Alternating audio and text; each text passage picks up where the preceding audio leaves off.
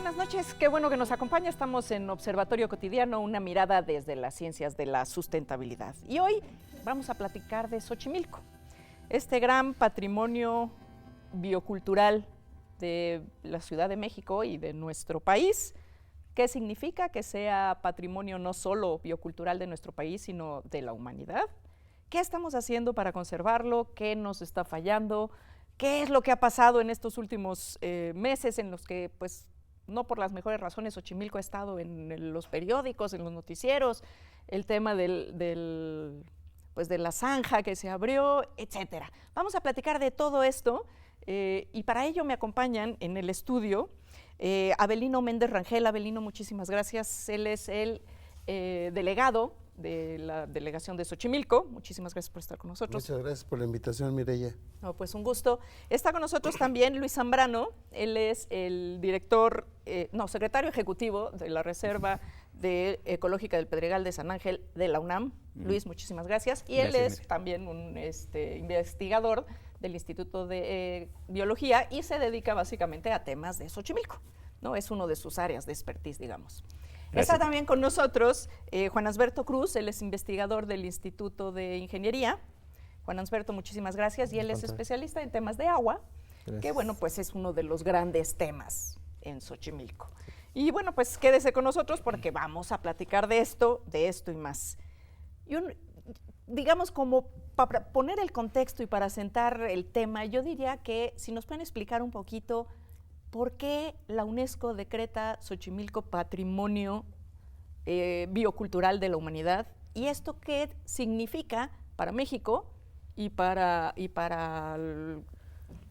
la delegación de Xochimilco, para la Ciudad de México y para el país, con respecto a esta responsabilidad, y esto con respecto a la responsabilidad que tenemos también para los habitantes de esta zona. Pues en mi caso, yo nací en Xochimilco. La declaratoria de la UNESCO está en relación a un sistema de cultivo, al cultivo de la chinampa. Ese es el centro de la declaratoria, es decir, la zona chinampera, las 2.600 hectáreas que aún se conservan de zona chinampera, son el núcleo de la declaratoria. Y esta declaratoria tiene relación con otro de los temas que aquí nuestros amigos conocen junto contigo. Chinampa y agua son indisolubles. El sistema chinampero se basa son islas, para que se entienda, son islas creadas por el hombre, en donde se da un cultivo muy intensivo de todo tipo de vegetales, de alimentos, que es producto de un tipo de lago que tenemos ahí, lago somero, de baja profundidad, que por capilaridad alimenta las raíces de las plantas y eso lo hace muy productiva. Ese es el centro de la declaratoria. Luis, te veía con ganas de abordar. No, sí, para completar lo que el profesor Avelino dice, la chinampa justamente no solo es un lugar productivo. Yo creo que la chinampa es uno de los mejores ejemplos a nivel mundial de que el progreso puede llevarse con la conservación. Porque la chinampa aumenta lo que los biólogos le llamamos heterogeneidad. Entonces, cuando tú tienes un lago sin islas, como las islas que son las chinampas, solo tienes un pedacito de orilla. Cuando haces más islas, tienes muchas más orillas. Y la orilla es el lugar donde es el vergel de la biodiversidad en los lagos. Entonces, cuando tienes muchas orillas, tienes más espacio para la biodiversidad acuática. Y entonces, desde ese ángulo, por eso es biocultural, porque por un lado fue la cultura precolombina que hace una de las mejores formas de cultivo, que no se erosiona, que se fertiliza solo, que no necesita fertilizantes ni pesticidas. Eso es lo que es la chinampa. Y además, no solo no destruye la biodiversidad, sino que la mejora. Entonces, eso es parte de lo que estamos conservando y parte de lo que la UNESCO probablemente vio a la hora de ponerlo en la declaratoria. Juan Asberto. Bien, bueno, yo quisiera abundar con algunos aspectos técnicos del diagnóstico o de la definición actual de la zona lacustre, del sistema lacustre, porque es un sistema lacustre que incluye a la zona de Xochimilco, a la zona de Tláhuac y una parte a la zona de Chalco. Hay que abundar que estamos ahí en esta zona con un espejo de agua más o menos a la cota 2.231 metros sobre el nivel del mar, que lo hace un cuerpo de agua con características muy particulares, tenemos pocas en el país, hay muy pocas también en el continente americano, y eso pues lo hace muy atractivo, ¿no? Hay que también definir que el sistema lacustre, bueno, fue un sistema lacustre original, alimentado por manantiales de agua dulce, que lo diferenciaba de la zona, por ejemplo, del lago de Texcoco, que por el arrastre de las sales y por ser un cuerpo de agua más somero, pues daba lugar a un cuerpo de agua salado, ¿no? Entonces, este cuerpo de agua dulce, actualmente ya no es alimentado de manantiales, actualmente es un cuerpo de agua originalmente natural, pero que está abastecido con aguas residuales tratadas, ¿no? Que ese es quizás uno de los temas más importantes que vamos a discutir, Sí, ¿no? sí, Cómo sí. se ha ido ahogando el aporte de, pues, de lo que es el lago, pues que es el agua, ¿no? Sí, y sí, como hoy ibas a comentar una que dependencia, vamos, que se tiene de las aguas residuales tratadas, una dependencia necesaria, bien hecha, pero que puede ser todavía mejorada, ¿verdad? Hemos trabajado en conjunto algunos balances hidrológicos. digamos que es una acción desesperada de salvamento, quizás no la mejor, No, pues ya llevamos 40 años desde Sí. que Sí. se inauguró la planta planta Cerro de la Estrella, que es Sí. la que arroja diariamente, nos dicen, 1.5 metros cúbicos de agua residual a los canales. Por segundo. Por segundo. Sí, que en realidad en algunas mediciones que hemos podido observar, en unos momentos quizá no el mejor día de producción de los sistemas de tratamiento, hemos medido volúmenes menores, y eso pues implica que el cuerpo de agua pues tiene una recirculación menor, entonces eso hace que se vuelva un cuerpo de agua muy estático, ¿no? Entonces la definición también de los canales en Xochimilco realmente muy difícilmente se comportan como canales, más bien es un sistema lacustre reticular con formas de canales, pero que no operan con velocidades similares a las de un canal. Entonces, esa ¿Por qué se han ido dependencia, cerrando los espacios o por qué razón los canales ya no funcionan como canales? principalmente porque los volúmenes que se requieren para mover toda la cantidad de agua es Que fluye ya no exacto, fluye, o sea, es ya muy poco. no O sea, ingresa esa aún cantidad de agua. 1.5 metros cúbicos por segundo es poco. Para Si la a eso cantidad. aunado a que tenemos en realidad un promedio 400 o 500 litros por segundo, que es una tercera parte, para el gran volumen de agua que se requeriría para moverlo, pues es relativamente poco. Entonces el tiempo de residencia se nos vuelve como de 50 a 100 días. Entonces tardamos en promedio 100 días en mover el agua, y por eso pues tenemos mucho las condiciones actuales del sistema lacustre, ¿no? ¿Y qué soluciones están pensando para la parte, digamos, del agua? Luego entramos un poquito más a los otros grandes temas de Xochimilco, ¿no? Que es el Pues crecimiento urbano, que es este desarrollo más o menos descontrolado, que no es privativo de Xochimilco, pasa prácticamente en toda la ciudad, ¿no? Pero que es uno de los grandes temas en la zona, ¿no? Yo creo que el tema del agua y la chinampa está relacionada con un problema central, que es la calidad del agua. Y la calidad del agua, en el caso de Xochimilco, pues está relacionada con las descargas públicas de drenaje hacia la zona lacustre. Cuando dices públicas, son las que son formalmente Las que hechas son de por la red. De la red. De la O sea, red. no son las No, de no son la de las gente que ha casitas. No son las clandestinas. Son las públicas y Ok. son, para mí, las principales fuentes de contaminación de los lagos. Y en ese sentido, para quitarle esa caída de aguas residuales, pues en este año, en el año que pasó y en estamos actuando en la zona de barrios. ¿De qué tamaño es ese problema? O sea, ¿cuántas casas o cuántos Mira, desagües nada más estamos ahorita hablando? te doy el dato. Ahorita se van a sustituir casi 9 kilómetros de red de drenaje. 9 kilómetros de drenaje va a afectar a una población aproximadamente de 10,000 personas, todas limítrofes con la zona lacustre. Es decir, vamos a quitarle millones de litros de agua, aquí ya me estaba dando el dato el ingeniero, 300 litros por segundo aproximadamente se le van a quitar, de agua de descargas públicas. A ver, y ahí como, por ejemplo, entramos en esta paradoja, ¿no? Sí. O sea, si ya no están drenando los ríos hacia la zona lacustre y estamos alimentando básicamente, oficialmente con la planta de tratamiento de Iztapalapa, pero en realidad también hay este aporte, que no es que necesariamente sea bueno, pero ocurre. Entonces, Sí, ahí que puede, o sea, ¿qué hay puede varias pasar? ¿O cosas qué estamos esperando que va a pasar? que va Que a mejore pasar. calidad del agua para empezar. Sí, Exacto, ti- pero vamos tiene- a tener menos agua. Vamos a tener menos agua, pero entonces tenemos que meterle más agua de Cerro de la Estrella. Cerro de la Estrella, la planta de tratamiento sí puede dar más agua. De hecho, solo da un pedazo de agua hacia Xochimilco.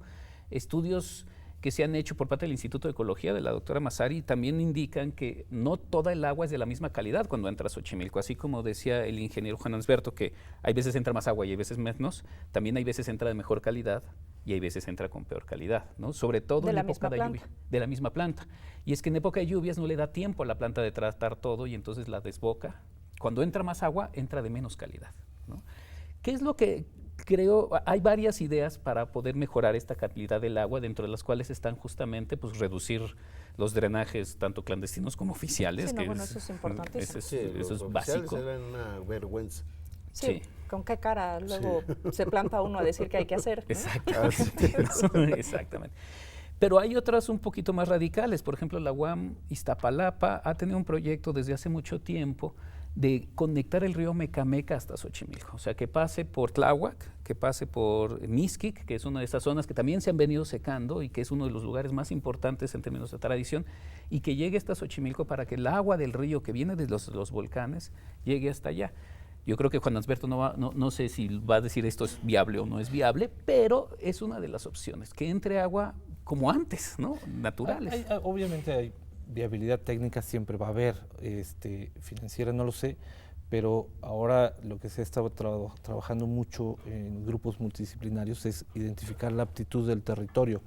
Por ejemplo, en lo que llaman la laguna de Atlapulco, ahí en Xochimilco, que es realmente una ciénaga, por ejemplo, ponerle agua constante a ese cuerpo de agua para que funcione como una ciénaga, lo estaríamos transformando de ciénaga a un vaso regulador ordinario. Entonces, sí se puede en algunos lados, no en todos. Sí, ese es justo uno de los temas con esas soluciones, ¿no? Que vemos el final, o sea, lo que queremos solucionar al final y se nos olvida todo lo Todo que el problema atrás. hay y en el camino, ¿no? Porque cambiar el cauce de un río, Bueno, en realidad es restituirlo, porque antes venía así. Lo que pasa es que lo cambiaron justamente hacia el norte. o restituirlo ahora. Sí, ahora cuesta ¿no? una lana y el impacto que va a y tener. el impacto, Claro, etcétera. Pero Sí, además sí. es un proyecto muy caro, digo, Sí. yo estuve Pero en eso Bueno, pues ya. hace 6 años, no menos, 4 años, hacía un promedio de 7,000 millones de pesos. Bueno, ahí nos todo lo vamos a que era. quedar, en los Todo 7,000 millones de pesos. Vamos rapidísimo al corte y regresamos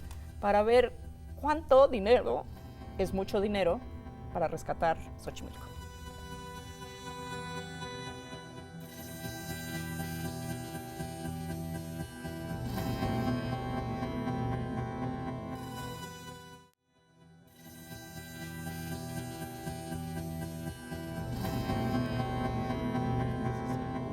Sí, se habla de muchas soluciones, todas cuestan mucho dinero.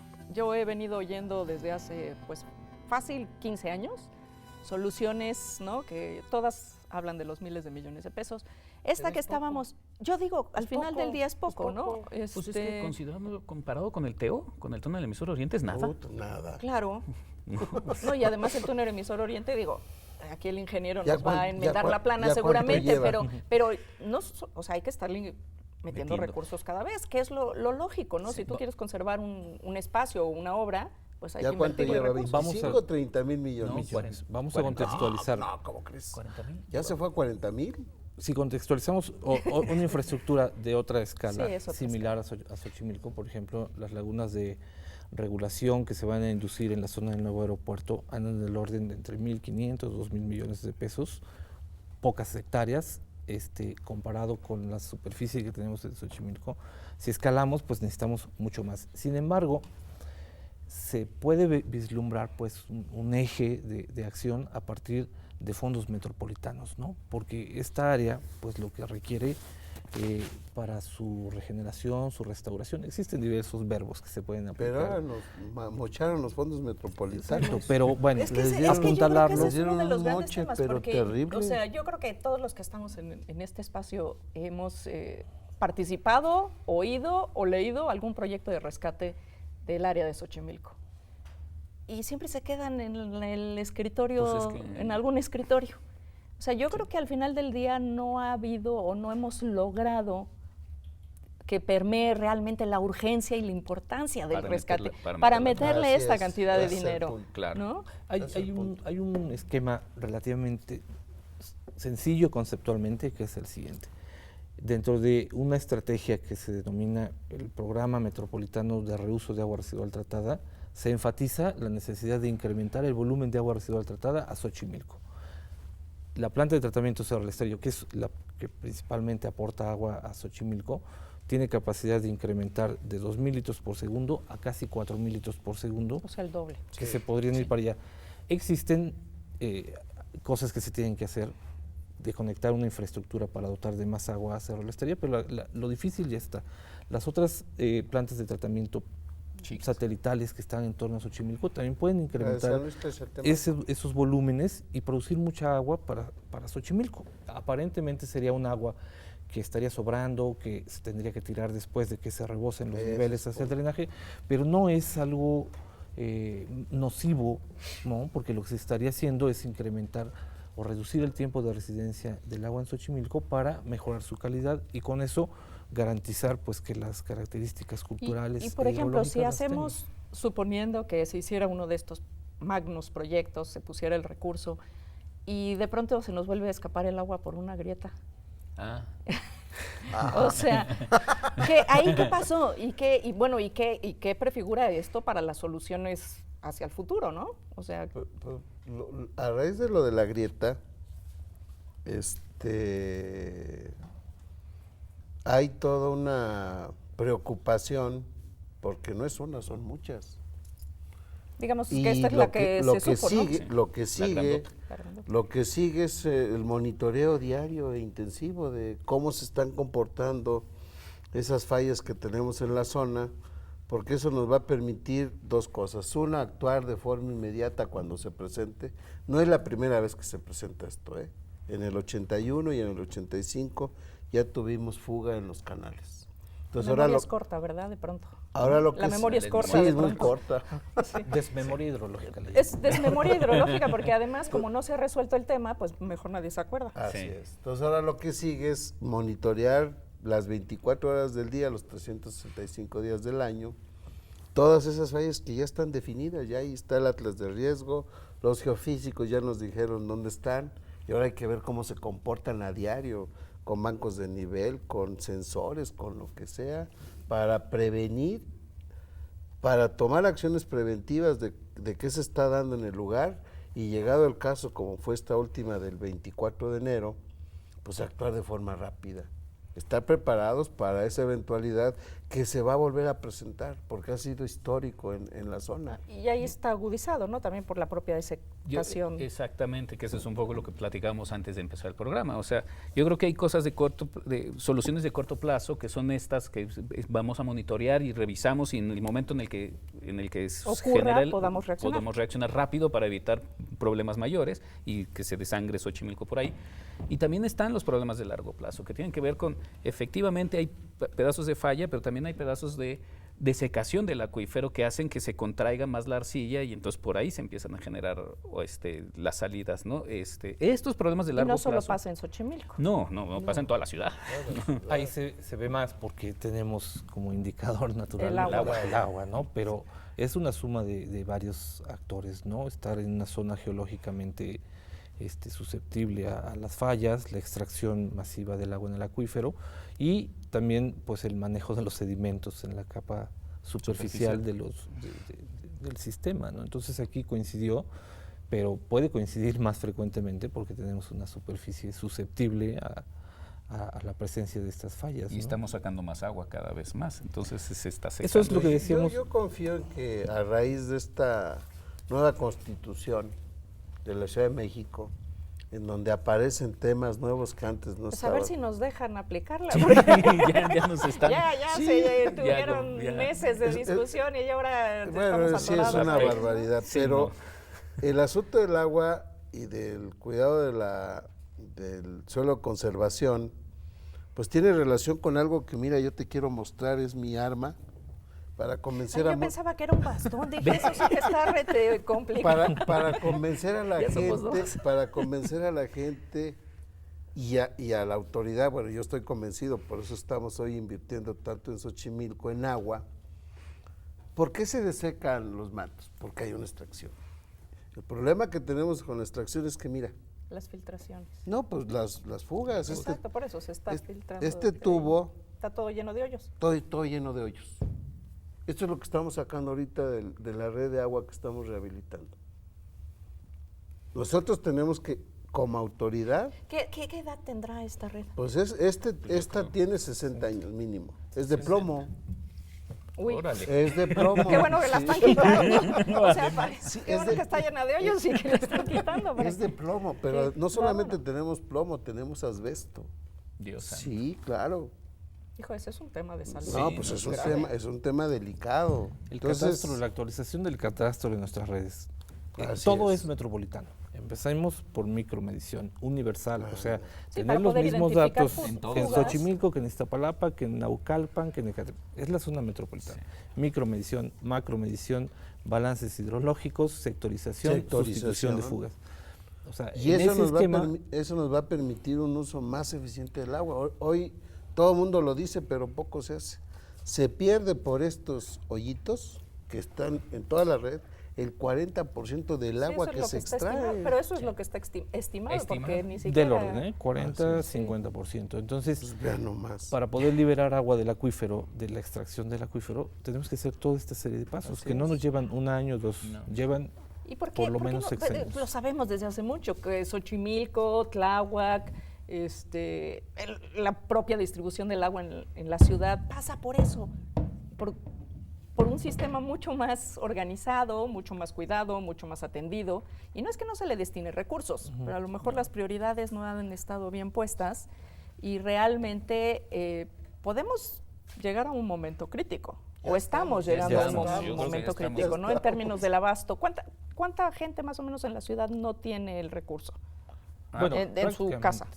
Prácticamente todos lo tienen. Vamos, la definición de la Conagua de dotación de agua implica que tengas agua en tu casa, no dice que una ¿Cómo? toma necesariamente, puedes puede llegar llegar con por una cubeta, pipa, Por puede con llegar, cubeta, claro. etcétera. O sea, Bueno, la digo, dotación es cobertura prácticamente total, ¿no? Y lo que pasa es que, digo, hay sitios como hasta desde Santa Fe que llegan con pipas, porque hay veces que no llegan ni a Santa Fe, estos lugares de altos niveles adquisitivos, hasta las zonas más pobres de Iztapalapa que llegan con pipas. O sea, es un problema, de la distribución no es un problema solamente en términos de inequidad social, sino que tiene que ver con una pésima planeación de construcción. Eso es como yo lo veo, ¿no? Y en general de soluciones, porque si regresamos un poquito al caso de Xochimilco, por ejemplo, la idea de Xochimilco, lugar de flores, y de pronto pasar de la milpa a los invernaderos, que fue una decisión de apoyo desde los Desde espacios de gobiernos. gobierno.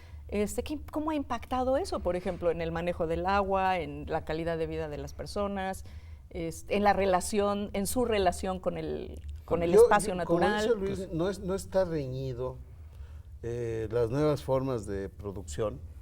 Yo no veo una riña entre lo que es la producción invernadero y la producción chinampera a cielo abierto, digamos la forma natural. Ahí yo creo que, insisto, el problema es esto. ¿Cómo hacemos que Xochimilco, para mí sigue siendo la pieza clave de todo el problema hidrológico de la zona, por muchas razones, sea en lugar del problema, sea el ejemplo que tomemos para rescatar todo lo que es la cuenca? ¿Cómo cambiamos algo que siempre está presente, el paradigma tubero, Sí. de traer agua Cada a vez de través más tubos, lejos. de más lejos, y más profundo. O de más sacar profundo. agua a través de los drenajes profundos? Hay muchas formas y ahorita lo estamos viendo. ¿Cuál es? Y ustedes lo saben. Vamos a captar el agua de la lluvia, regresar a los lagos, formar lagos otra vez. Es viable. infiltrar agua. Bueno, hay muchas ciudades del mundo que han recuperado sus ríos, Sí. ¿no? Y nosotros Claro. seguimos Lo seguimos entuvándolo. entubando y ahora queremos entubar el Magdalena. Nos va quedando poco tiempo. A manera de cierre vamos planteando cuáles son las ideas. Luis, las tuyas, luego Ok, yo nos a abrimos con el manera de cierre nada más estoy de acuerdo en el segundo pedazo de lo que dijo Avelino, en donde creo que discrepo un poco es en que sí, a mí sí me perturban los invernaderos. Los invernaderos para mí son el pie de playa de la urbanización en Xochimilco, porque a diferencia de la chinampería como tal, que no utiliza fertilizantes porque el propio sedimento es fértil, los invernaderos necesitan fertilizantes. Los invernaderos sacan luego agua del pozo, que es el agua que nosotros necesitamos también como para consumir, en lugar de utilizar el agua de Xochimilco.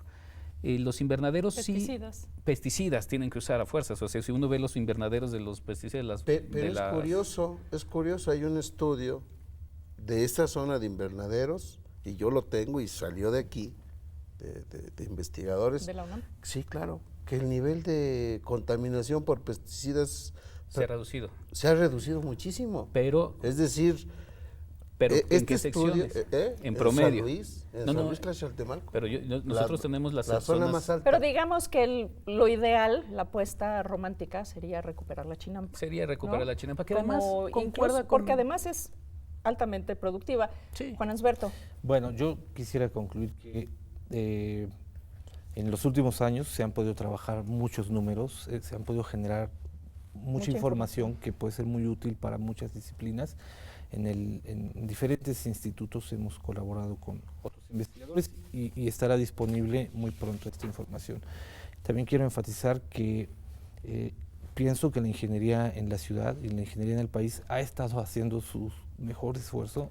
Lamentablemente la ciudad demanda mucha energía, mucha agua, mucho tiempo y nuestros técnicos, nuestros ingenieros casi siempre están resolviendo la emergencia y queda poco tiempo para la planeación. Sin embargo, creo que desde la UNAM... porque si no planeas vas a tener emergencias Sin embargo, creo que desde la UNAM y desde otras universidades se está aportando, generando información para poder compartirla con nuestras dependencias que toman decisiones en el agua y que, vamos, se vislumbra un eje de solución, no todo está...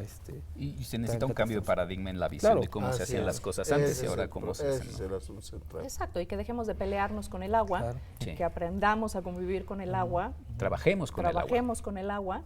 Y usemos ahora sí que la fuerza y el poder del agua en nuestro favor. No verla como enemiga. No verla como enemiga, porque batallando con ella nos va a ganar. Siempre. Desde 1607, cuando se construye el Tajo de Nochistongo, nos estamos peleando. 400 años llevamos. Más de 400 años peleándonos con el agua cuando la deberíamos de utilizar. Así es. Bueno, pues termina el tiempo. Muchísimas gracias, Juan Ansberto, Luis, Avelino, por habernos acompañado esta noche. Y a usted, que nos hizo el favor de seguir este programa, y a todos los compañeros de TV UNAM que hacen posible estas emisiones. Y pues nos vemos en la próxima emisión de Observatorio Cotidiano, una mirada desde las ciencias de la sustentabilidad.